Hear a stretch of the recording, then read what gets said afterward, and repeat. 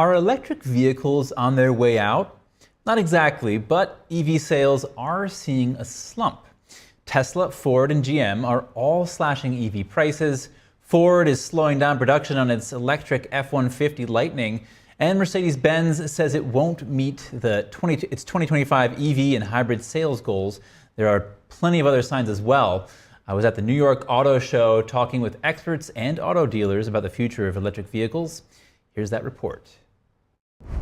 So we know electric vehicles are seeing a slump in sales right now, but why is this happening? To answer that question, I'm joined by, right next to me, Lauren Fix, the car coach and automotive expert. Lauren, talk to me about this. Well, you know, it's funny, the government's mandating electric vehicles, and consumers are thinking, I don't know if this works for me.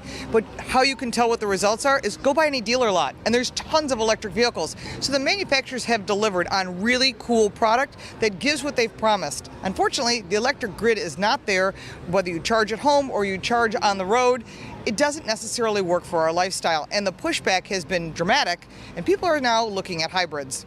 The EV market took off in 2021 and 2022. The leader of Ford's EV division, Marin Gaia, told CNBC that it was a temporary market spike. He said demand is still growing, but not nearly at the expected rate.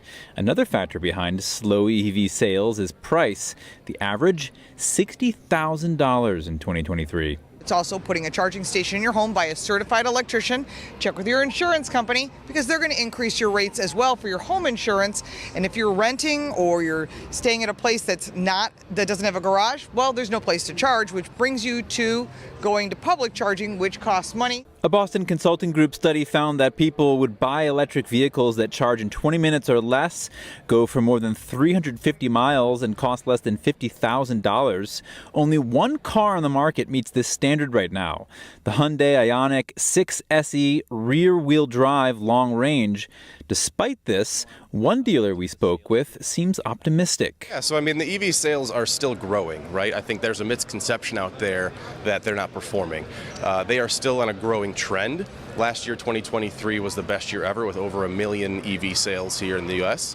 And so that market continues to grow. But Cox Automotive said in its 2025 industry report, expectations for EV growth in the U.S. have shifted from rosy to reality as sales increase. Cox says customer acceptance of EVs isn't keeping pace. This goes against the Biden administration's push for EVs. Well, the Biden administration is all about the Green New Deal, pushing electric vehicles on a global basis. That's part of the World Economic Forum's platform. We know that. You can read it. Anybody can see that.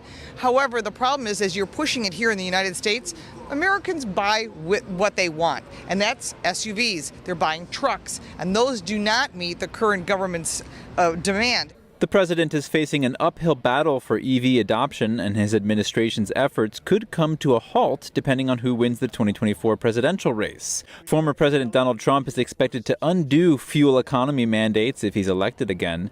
That means manufacturers and consumers alike face EV uncertainty. Chris Beers, NTD News. Have you ever thought, why in the world is my wireless bill so darn high? What are we paying all this money for? Speed, coverage, data, access to 5G, unlimited talk and text, mobile hotspots? We are partnering with Mint Mobile. Mint Mobile offers all of these features for as low as $15 per month. They're reimagining the wireless shopping experience and made it easy and online. No stores, no salespeople, just huge direct-to-you savings. Why should you pay more when you have access to premium wireless? Mint Mobile runs on the nation's largest 5G network. Whether you use your phone to watch YouTube, listen to podcasts, or play games, you get the same speed and performance as the big guys while connecting to Mint's network. How hard is it to switch your service? Big Wireless wants you to think it's hard, but switching to Mint is super easy. Thanks to digital eSIM cards, which most phones now have, you can sign up and activate immediately right on your phone from the comfort of your home. And if your phone doesn't have an eSIM, Mint will ship you a new SIM card for free. Just go to trymintmobile.com/LaurenFix, also linked in the description down below, to get premium wireless for $15 a month.